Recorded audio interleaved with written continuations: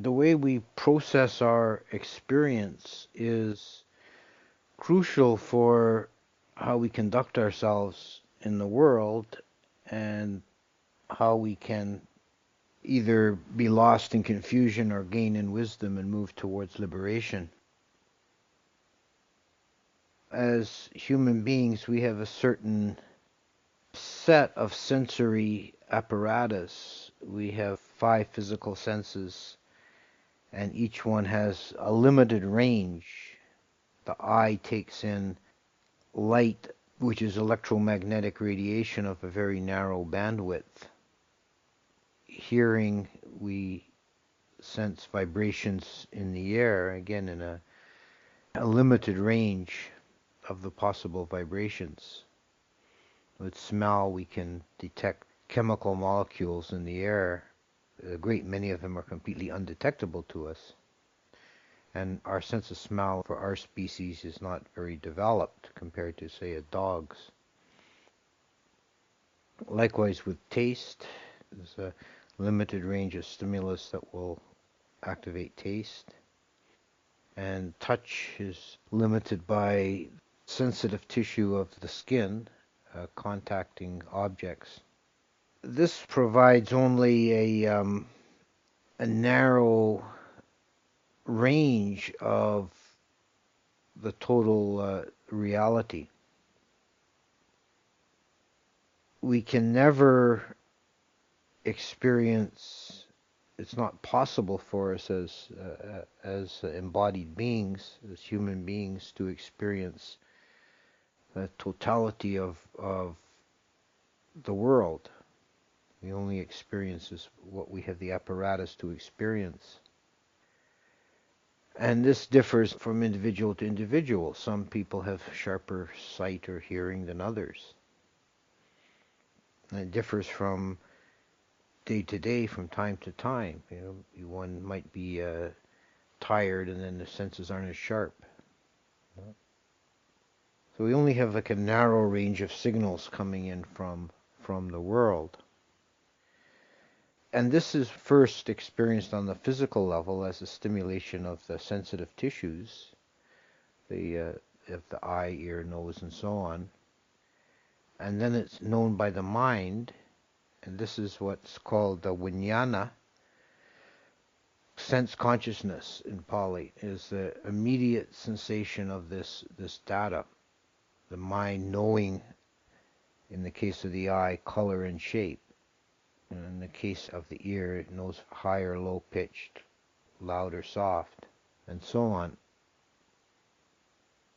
At this stage, this is as close as we get to an actual external reality. But we have an additional layer of processing, is sanya, is perception, which is very critical for our actual experience of the world, is understanding the role of sanya, which is a purely mental function that takes that raw data and perceives, recognizes the experience, classifies it, names it. It's at this stage essentially that we experience the world in a practical way. And it's important to understand that this is at least a couple of steps removed from any ultimate reality. Not to fall into the delusion of naive realism. We're living in an approximation of reality. In essence, we're living in a mental simulation that we create with our mind from the incoming data. We create a world, an experience that we live in. For similar beings, the experience, the perception will be similar. It won't be identical. No one's perception is identical to another's. But for different classes of beings, very different from each other, the perception will be very different. You may have had the experience at one point of chopping a piece of wood that was old, and when you chopped it, it was full of ants, and they come scurrying out of the wood. The perception of that piece of wood by the human being and by the ant is quite different. To the ant, whose kind has multiplied and burrowed into the wood and built tunnels all through it, it's like a many-storied palace.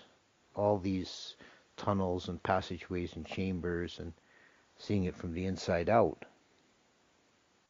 To the human being, it's a relatively small, solid object defined as a piece of wood. The Zen teacher Dogen, in the Rivers and Mountains Sutra, he talks about the difference between all the realms is entirely the difference of perception. That his description of the world is all the realms overlap and they're just separated by perception. And he gives the example of a river that to a human being it's a river of clean water. To someone in the ghost realm, it's a river of filth. To someone in the hell realm, it's molten lava. And to a Naga, it's an abode of crystal palaces. Who's to say which perception is correct? One is as valid as the other. The relation point of the being to the external world is mediated by this process of sensing and perceiving. There's a text from the Chinese Huayan tradition that talks about the statue of the golden lion that the emperor has on the gateway to the palace. And he talks about how different people perceive this golden lion. The ignorant peasant from the country that comes into the city sees it and thinks it's a real lion and becomes afraid and runs away. The common townsfolk see it and they know it's a statue of a lion. They don't think much of it. They're used to it. It's just a statue of the lion outside the palace. The goldsmith sees it and he focuses on the quality of the gold, how pure it is, more or less perfect quality of the material. A sculptor sees it and he mentally critiques the work of the other sculptor, how realistic or how poorly done it is.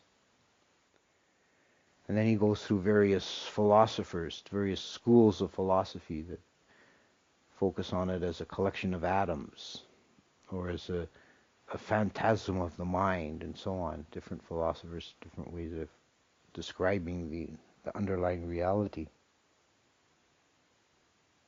There's also the well-known story of the blind men and the elephant.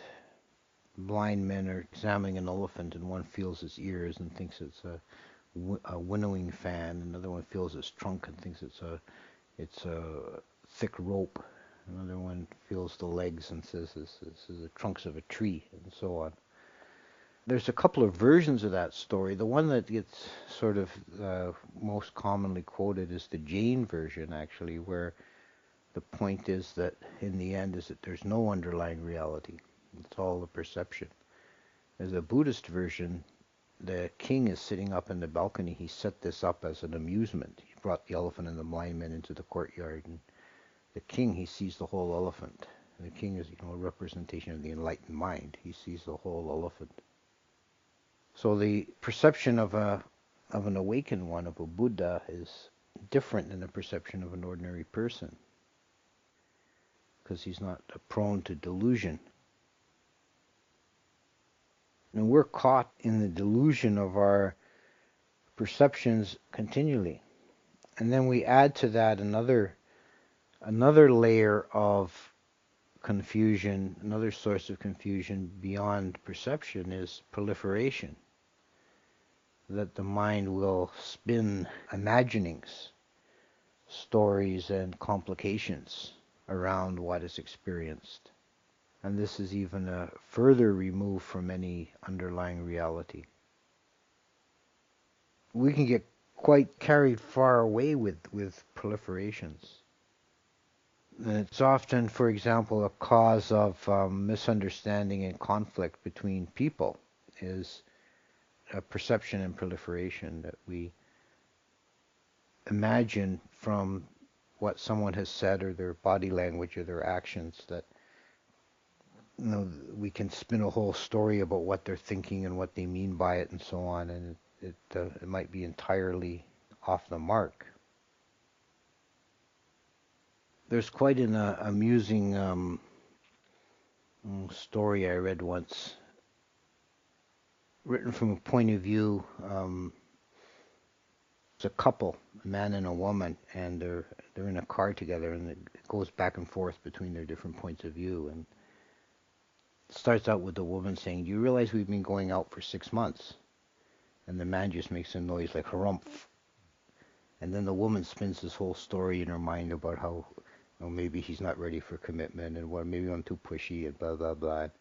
And the man's thinking, 6 months. Geez, that's about the same time I bought this car. It's about time for an oil change. And it goes on, and then at the end of the story, she cries herself to sleep, and he just stays up late watching a basketball game. And it's, it's a silly sort of stereotypical story, but it illustrates the point of perceptions that we project onto other people. That you imagine things in our mind about other people, and this is very often a cause of friction in the world. Again, we're limited by our perceptions. And unless we're Buddhas, fully awakened beings, we never really 100% know what is going on with another person. We only have a limited range of communication with each other.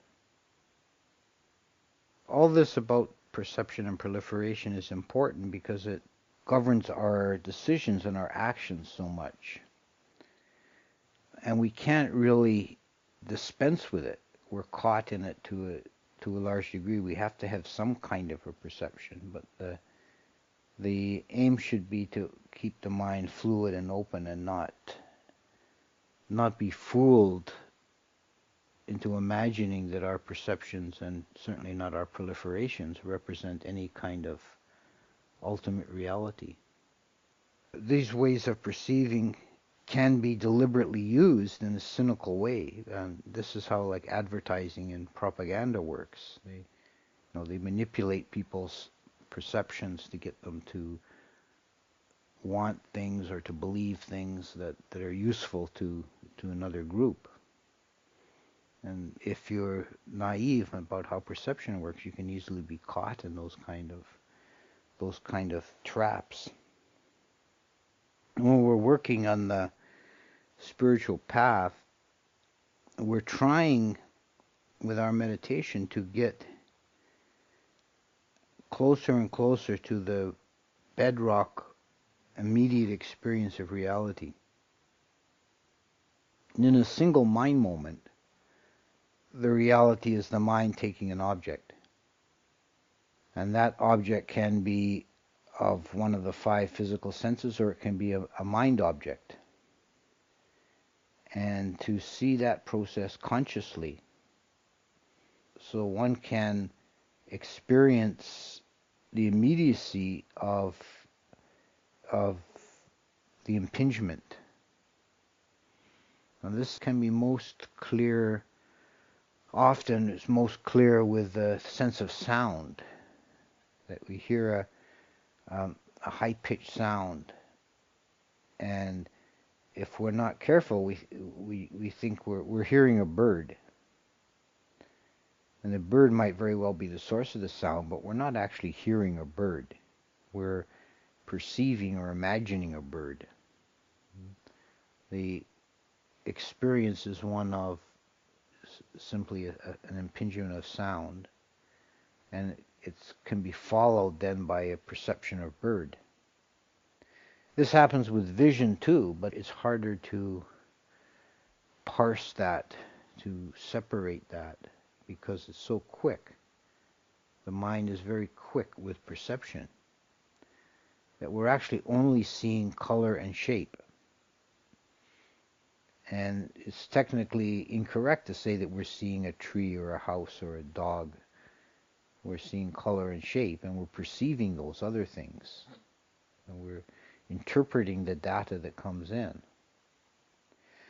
And there's certainly a creative aspect to perception. That perception works to fill in the blanks. Example that's given in the old text is someone walking at twilight and there's a piece of rope on the trail and he sees a snake because the mind is looking for being alert for danger and sees a rope and fills in the snake. I think what's a little bit more common here, if you're walking in the forest or along the road in the twilight, you can mistake a stump for a bear. And this is easy to do, and for a moment it can seem quite realistic because the mind fills in the details. We've all experienced, at some point playing with this faculty. You can look at clouds or in flames and see faces and things. This is a perception, from raw data is creating a reality that we experience. A good analogy for understanding how this works is to consider dreaming. At night when we dream, we experience a world and other people and other creatures, all sorts of things, and some of them quite fantastic. And this is not based on anything other than maybe fragments of memory. It's not based on incoming sense data. So the perception is entirely unconstrained. It's a very free perception. Perception just makes up a world. And it's the same mechanism, the same faculty that perceives the world of daytime, except that it's now working under a limitation of, okay, you've got this here data coming in, now make a world out of it. And sometimes if there's missing bits, the mind will fill them in. And there's optical illusions that demonstrate that, that will show the mind, something will be like some kind of a geometric pattern and there's lines missing and the mind will fill in the missing lines. And the only way to really see that they're not there is to cover up part of the picture with a cardboard so you can just see it and, oh, there's no line there. But the mind fills it in. So the effort should be to try and be fluid in your acceptance of reality, have a conditional relationship with reality. Recognize this is an approximation. This works, this is a functional approximation, but it's not ultimate reality. And then it becomes even more so with the next layer of abstraction, with proliferations, with our views and opinions. To hold those fluidly and realize these are metastructures that are built several layers away from reality. That they have a function, they're useful to order our lives and to have a way of dealing with things. If we didn't have any views, if we didn't have sort of metastructure, it would be sort of idiotic. We wouldn't be able to function on other than a very basic level. But if we take them as fixed expressions of ultimate reality, then we get caught. And inevitably it leads to suffering, because at some point we're going to be confronted with a situation where it doesn't work anymore. And if the self is invested in it, in the view, then we suffer because we try to defend it. It hurts. It's like our self is being threatened. What the Buddha recommended was holding views lightly, being ready to change, to shift the view when different facts present themselves.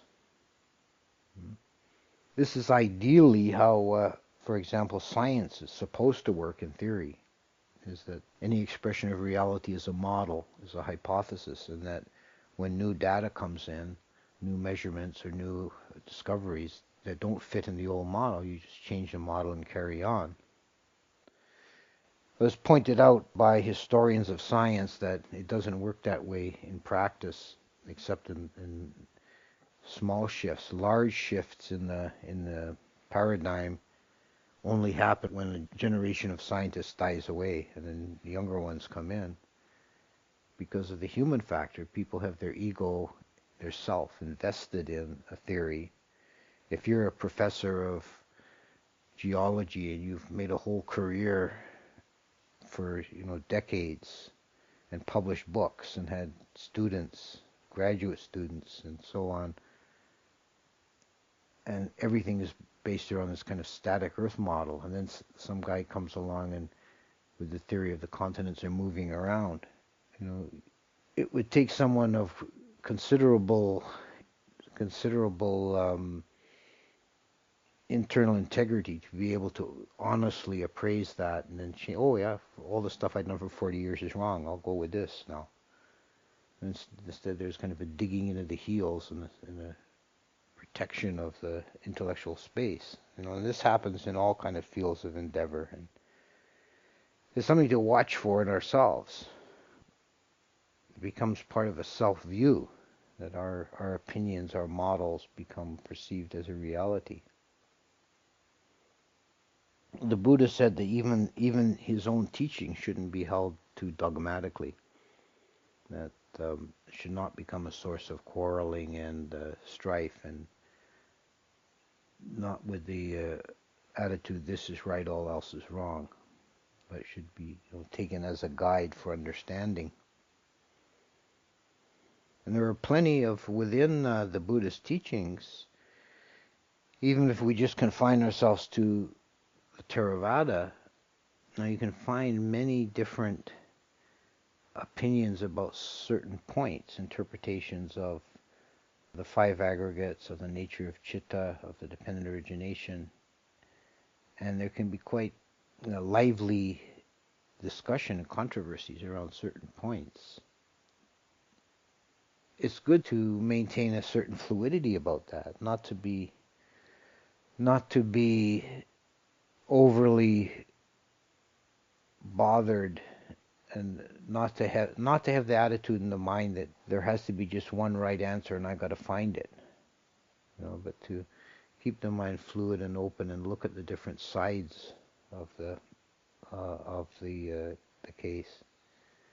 I think generally in the spiritual life, moving forward, progressing in the spiritual life, it's very much more useful to have a good question and hold it in the mind than it is to find the answer.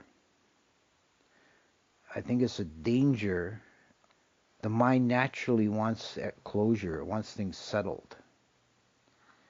And there's a danger of closing off avenues of exploration because we think we've got it figured out, and we shut that down, put it aside, roll up the scroll and put it away in the shelf. But if the mind remains open, this is very different from that. There's one of the hindrances is vicikiccha, translated as skeptical doubt. And skeptical doubt has also been translated as uncertainty. It's actually the play of the mind wanting to find certainty but not finding it. So it's agitated because it sort of bounces back and forth between different poles trying to settle. This is another case where the translation becomes problematic because doubt in the sense of having an open mind, a free mind, is actually useful. And this is quite explicit in the Zen tradition. They talk about it, there's a saying in Zen that little doubt, little enlightenment, big doubt, big enlightenment. And what the doubt in this case means is having an open mind, having a The mind is free. It doesn't constrain itself. It doesn't try and force experience to fit into a model. In the end, it's the immediate experience that is as real as we can get. And that's what's crucial. And the models that we either learn through study or that we develop ourselves are removed from that reality. And it's not to say that they're useless. They have a function in allowing us to order things in the mind. But we ought to have a certain fluidity and an ability to move between models or to modify our models as we go. Okay.